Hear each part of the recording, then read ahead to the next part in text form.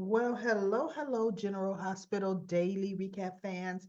Today's daily recap is for Wednesday, April the 17th, 2024. Wednesday, April the 17th.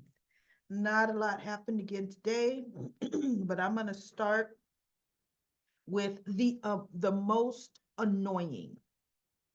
The most annoying person today is Laura Collins slash Spencer slash Weber.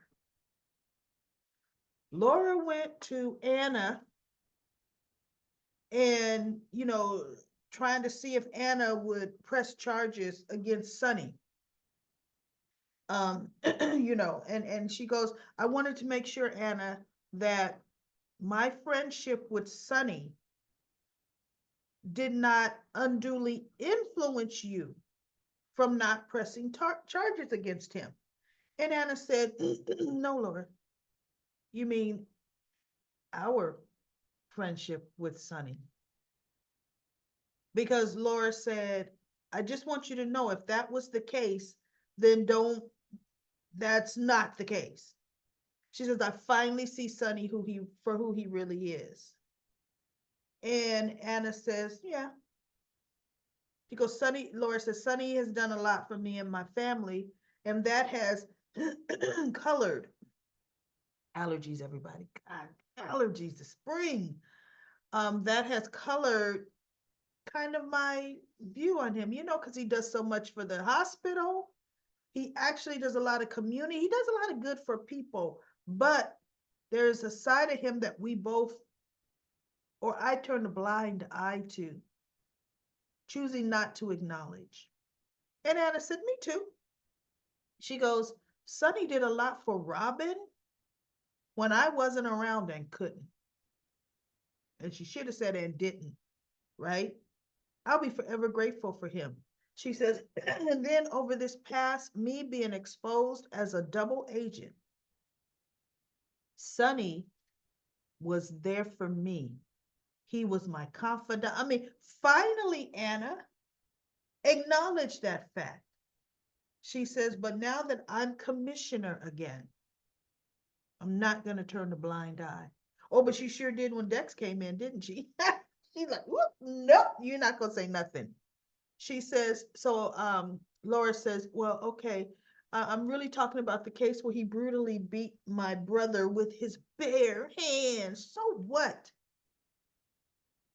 Any person, man or woman, that has strength in them, and if they keep hitting a person, you're going to pretty much pummel them. If you keep going and going and going and going, what's going to happen. Sonny did not have superhuman strength here, right? So she says, and so Anna says, well, your brother refused to press charges. And with your brother refusing to press charges, Laura, it would not stick. And I know that. I'm not going to waste the taxpayer's dollar. And so Laura says, well, if that changes, would you? And Anna says, I will prosecute Sonny within the fullest extent of my power. Or I will file charges because she can't prosecute. I'll file charges against Sonny. Yeah. So Laura says, there's somebody I have to go see. So we knew exactly who that somebody was going to be. And it was Cyrus. She asked him he was done with work. And she asked him to just, actually, he wasn't working there because this is the other place. And I forgot the name of this place that has the little back area, coffee drinking, tea drinking area. Because he works at the Port Charles Grill, and this is not the Port Charles Grill. So she goes, I'm sorry I kept you waiting. He goes, look, my sister calls. I'll wait. No problem. So she's talking to him and she's saying, she sees changes in him and he's saying he's trying. And she says, Cyrus, it's really been just eating away at me. Um, with your beating, because she goes, how are you feeling? He goes, oh, no, I'm okay. I get some aches and some pains, but that's to be expected, right? And she says, but the thing is, Cyrus, you were beaten within an inch of your life.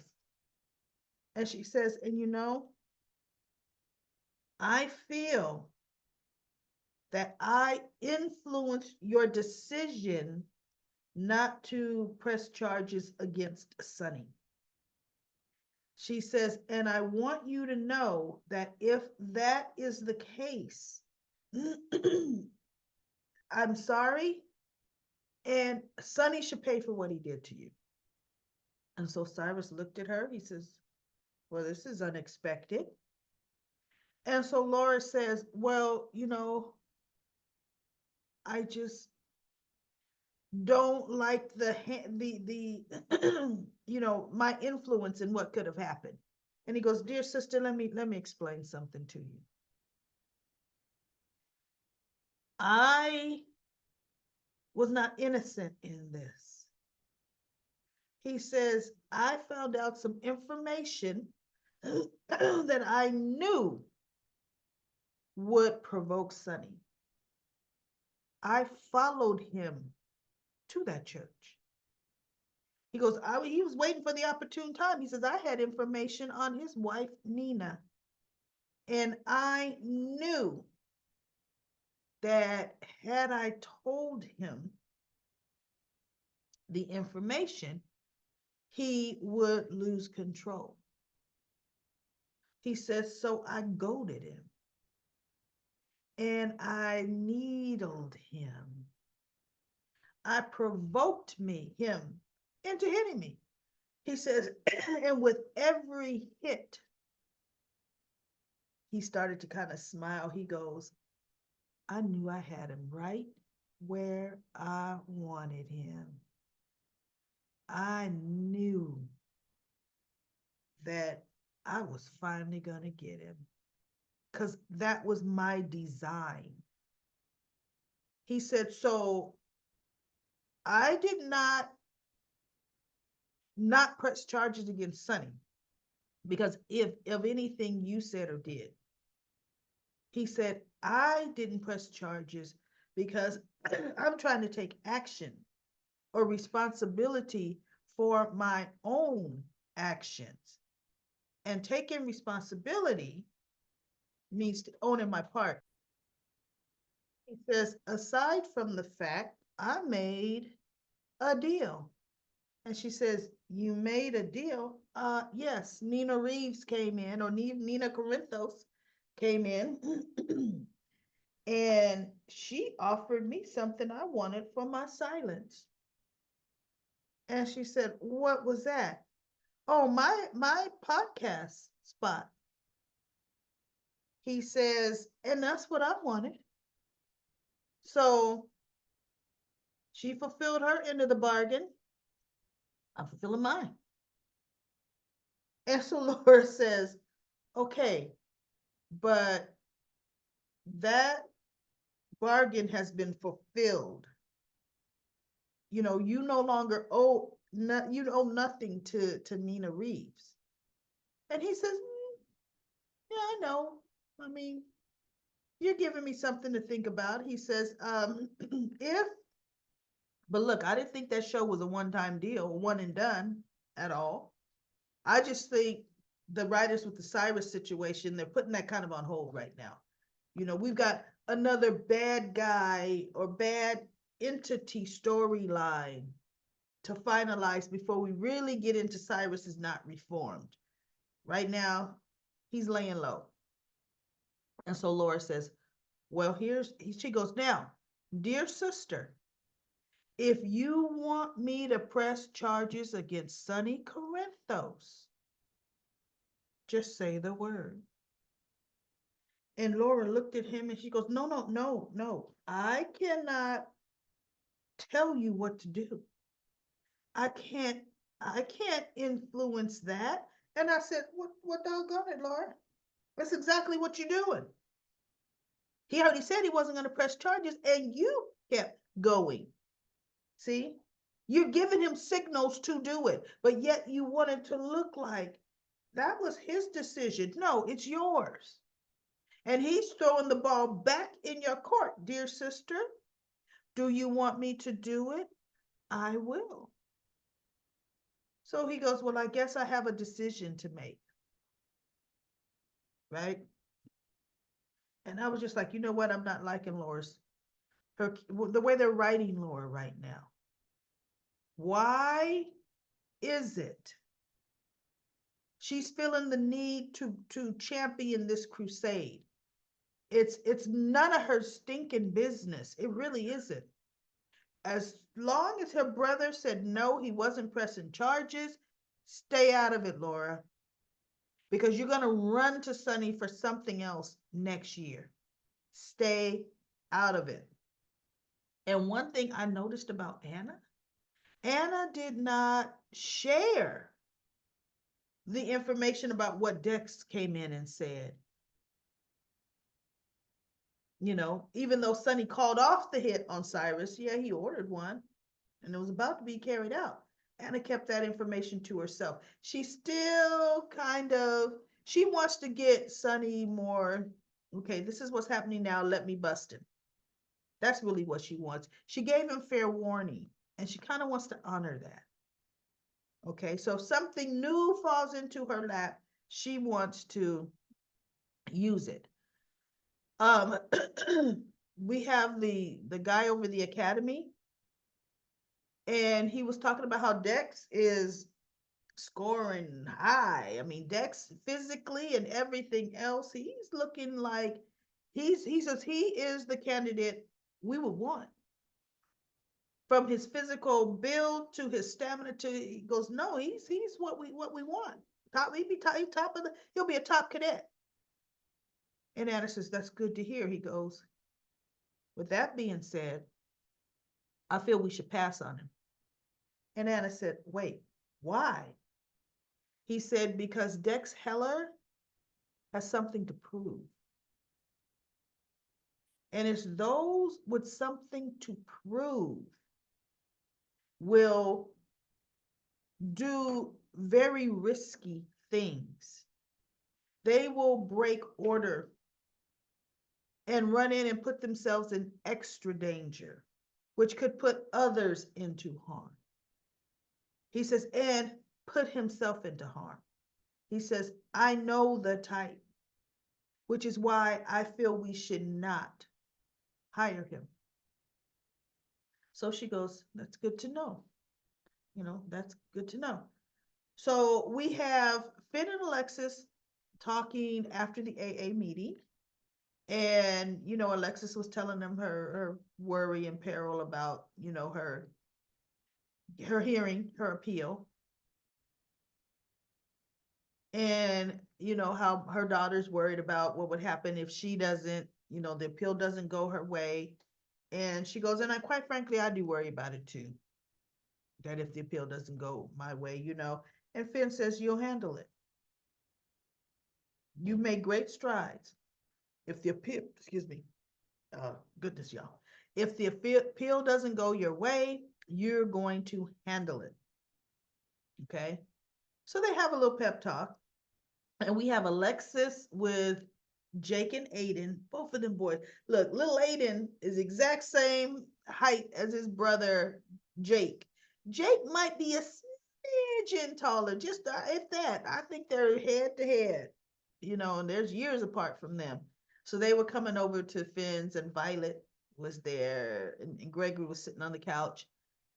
And they were going to go in the kitchen to start, you know, dinner. You know, Aiden's a little Mr. Chef. Elizabeth said, I'll be in to help. They were having burgers and fries.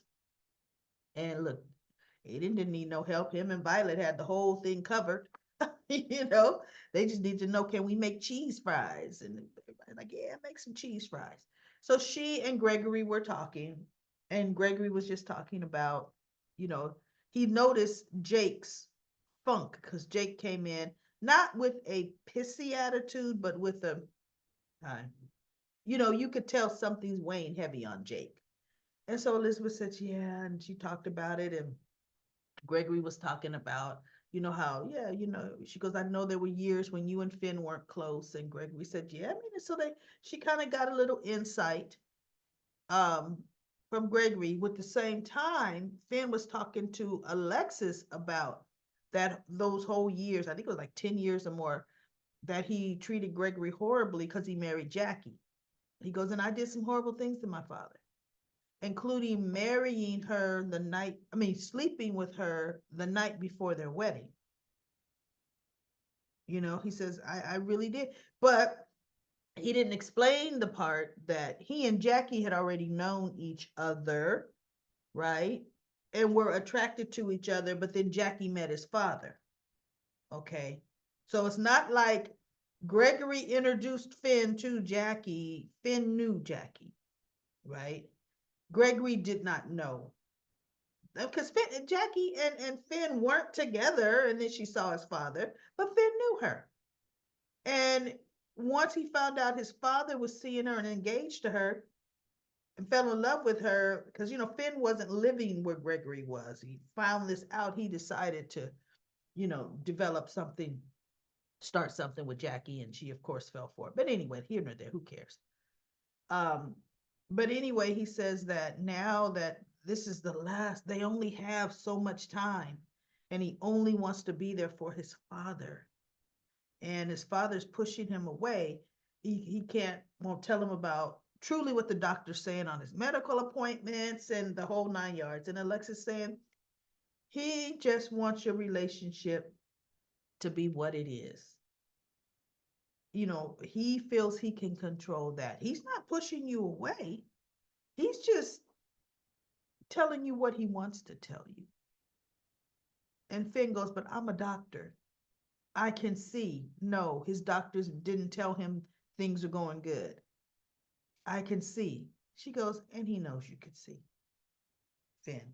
So anyway, this is the episode or the today's recap of everybody talking.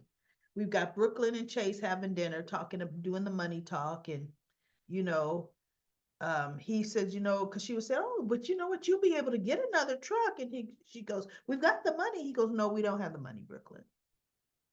See, she couldn't still get it out of her head. She heard what Tracy said. At least she didn't go buy it, but she still was trying to. He said, Brooklyn, we don't have the money. You have the money. Your family has the money. The things that we do, I live on a civil city servant salary. Okay, and you have your salary. He goes, together we work pretty well. He's like, she goes, but he goes, that's why I'm going to sign that prenup. And she goes, no, no, there's no prenup. No. He goes, yeah, there is a prenup. He says, and I'm going to tell you why. Because I don't want your money. She goes, that's exactly why we don't need to. She goes, no, Tracy had a valid point.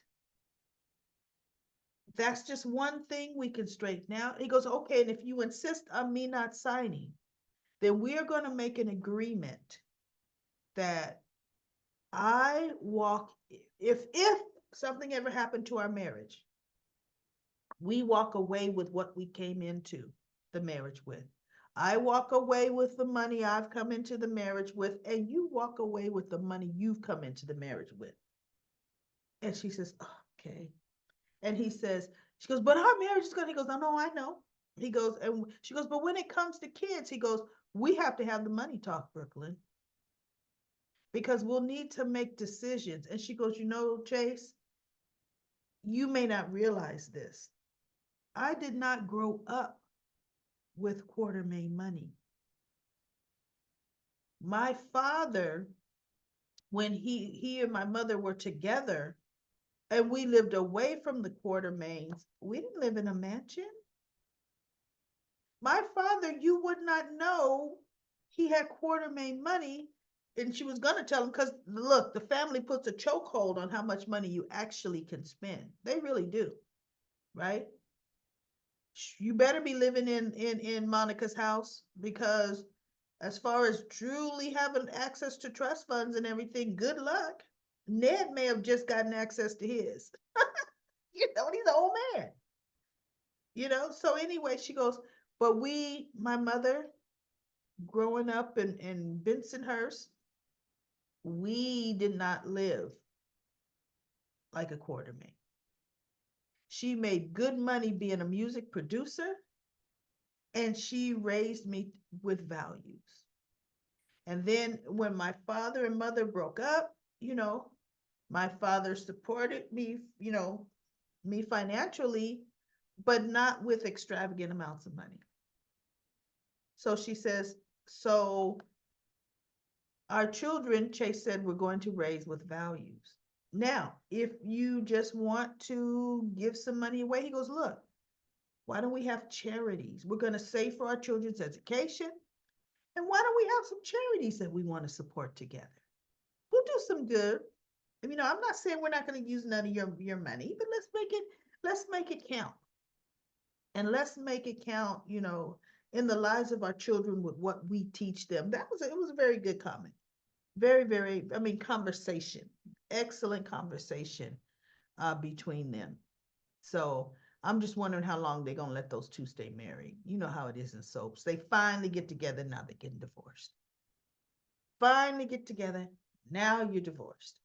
So I think, yes, by George, that was it. Not very much happened today. This is a very, very slow week with General Hospital. Very, very slow. So I'll be back with another daily recap tomorrow. And now let's go into comment corner. So we're going to go into comment corner. Let me do my trusty dusty counter timer. And I'm going to bring my comment corner over, and I have it on my notes that I'm supposed to be starting from the bottom up. From the bottom up. I was making sure I was still recording because, Zoom, I updated my Zoom, everybody, and they moved all kinds of things around. And where they normally have recording, it's not there anymore. So thank goodness I'm still recording. But let's go to comment corner. Here we go. Bottom up. We have Angie. She says, Drew and Jordan would be a steamy hot couple. I don't think so. And Ava is in love with Sonny. I hope they really get together, but who killed Austin? Wasn't it Ava? It was not Ava. Ava did not kill Austin. Isn't it funny? That whodunit is just locked in some kind of dungeon, right? Dungeon, who knows? They're not even thinking about it or talking about it. And then Ron says the problem is they're so busy down in Sunny, they are thinking about his medication. Ava will find out what's going on. The question is, will she tell Sunny? And then Alicia says, I'm thinking no. And then Lucy says to Alicia, Ava will hold on to that dynamite. Ava's going to hold on to it until she feels it's really going to benefit her to have it come out. That's what I believe, everybody. And then Angie says, Carly and Jason will remain best friends for life. Carly and the FBI agent, John Cates, will be an item. P. Merrill says, please no. Please no Jagger and Carly romantic nightmare. And it'd be a nightmare too. And then Denzel says, well, GH, yesterday episode wasn't for me. I'll keep this short and clear. Wait, I'll keep it short and clear and keep it 100. I ain't even know, maybe you didn't even know that Sonny was the one that got Jagger jumped. I know. I was surprised to find that out. I I thought that Jagger, it was a setup. He set himself up to get jumped.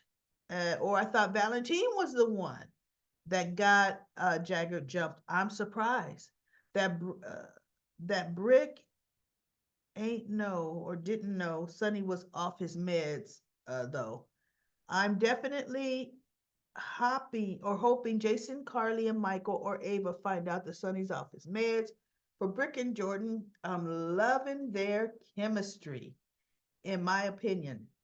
I'm not liking Laura's character or know the new writers or how the new writers written her to take down Sonny, knowing that Cyrus definitely deserved the beating.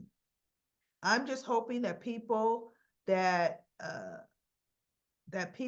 against Sonny, like Snitch, Dex, Anna, Laura, know he's off his medications. Great daily recap. But what's going to be, that's going to be his, like the brain tumor situation, or the Heather got the metal, the poisoning from that metal out of her. Sonny is diagnosed and he's off his meds, not to his own doings. So when it finally comes down to it and they find out, Anna, that Valentine had his meds tampered with, which is going to be interesting. That's a little thing that how are they going to find out it was Valentine unless Brennan dimes on him? That would be interesting to me. So Alicia says, LOL, daily recap, ladies. State of the Union. I'm not liking Brick and Jordan anymore. In fact, GH is not going for me or something. Period. I think I don't like the new writers. And then LaShunta says, I'm over TJ, mad about Chrissy. Too little, too late. He was salty before. Sonny is so gullible. Ava planted the seeds about the SEC. Maxie's looking well.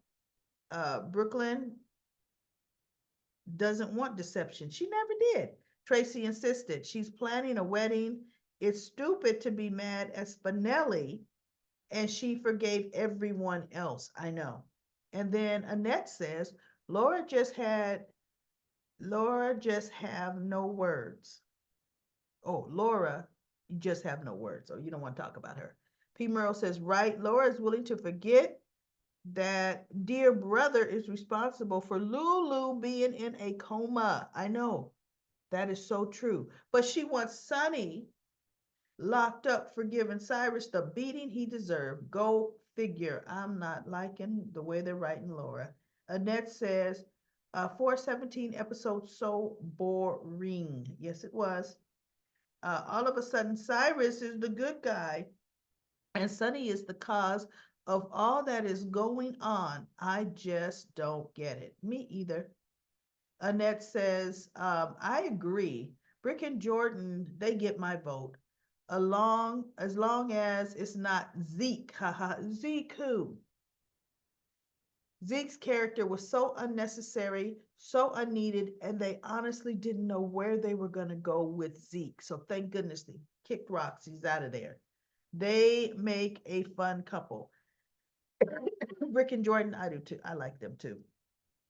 And then Lucy says, Stars team, Brick and Jordan, I hope they get together. Spring fever.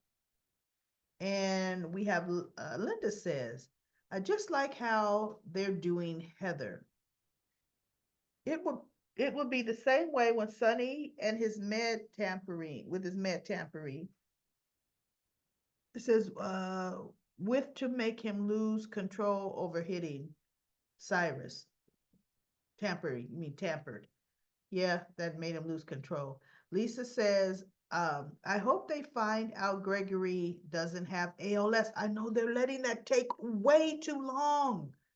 But I think TJ actually might see something or detect something, even though they kind of threw us off with all the talk with, the pep talk between Gregory and TJ. I'm believing, because we didn't see the examination. We just saw when it was over. I'm believing TJ got some information that he's going to start questioning. I really do. Who was it TJ saved? Was it Alexis? Who was it that TJ found had that was near death? I think it was Alexis. Daily recap, folks, please write down who was it that TJ discovered. I think it was Alexis because it was Molly's mother.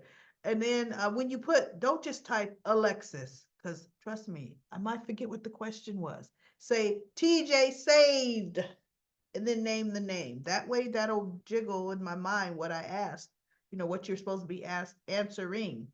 And P. Merrill says, me too. TJ is usually very good at detecting what others miss. Absolutely, he is. Lucy says, hello, GH Daily Recap Lady. You're the best. I got three. Hey, only 3 out of 5 stars, Lucy? You gave me 3 stars. Comment Corner. Comment Corner is always fun. All right. All right, Lucy. That's okay. I'll take 3 stars. I will. And then Lisa says, actually, Maxie should make more than Lucy because she's doing all the work. Well, you're right. Deception is out of the red because of Maxie working hard. Lucy almost ruined the TV sales that Sasha saved the day. Lucy needs to step aside. Did not see Sunny having Jagger beat up coming. I know. I haven't watched the show yet. Nina treating Ava like an employee. Ava should charge her. Yeah, that's funny, huh? And isn't it funny?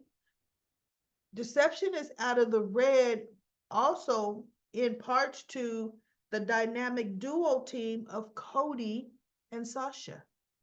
And who had to fight for Cody, not fight, insisted yes, Cody was going to work alongside Sasha. It was Maxie because Lucy didn't want Cody at all. So Maxie is the whole reason that deception is in the black. And then Brenda says they are showing the same TV show Tuesday and Wednesday, same thing. I just changed the channel. You mean kind of like the same conversation? It was very boring. All Lucy is doing is just running her mouth. Thank you, Miss Lady. And then Claire says, I like Brick and Jordan. They will make a beautiful couple, but probably won't happen. This episode was extremely slow. Yes, indeedy. Hopefully things pick up in May because it sure isn't happening in April. And then P. Merle says, can they at least get one date in? Brick should invite her to the coast. Jordan is due for a vacation. You are 100% right. All right, everybody, that's it for Comment Corner. Comment Corner. I will be back tomorrow for another daily recap of General Hospital